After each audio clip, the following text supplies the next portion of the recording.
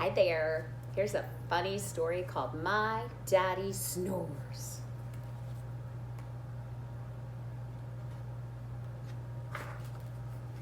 On Monday, Daddy snored boomed like a dinosaur's roar.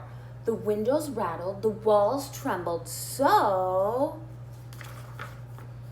Mommy played musical beds. She tried sleeping in my bed, but I hogged the blanket.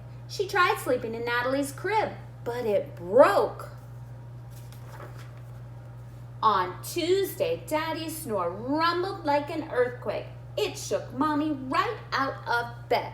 So she slept in the bathtub, but the faucet dripped water on her head all night long. Drip, drip, drip, drip, drip. On Wednesday, Daddy's snore chugged like a freight train. So Mommy slept in Hammy's cage, but she was too squished and it smelled funny. On Thursday, Daddy's snore buzzed like a bumblebee. So Mommy slept in the doghouse. But poor Rover didn't sleep a wink. He howled instead, very loudly. Ow! On Friday, Daddy's snore whistled like a teapot. So this time, Mommy made Daddy sleep in Splishy's bowl. But even Daddy's bubbles snored loudly. It wasn't fair to Splishy at all. On Saturday, Daddy's snore honked like a truck. Mommy had a great idea. She made Daddy sleep in our tent.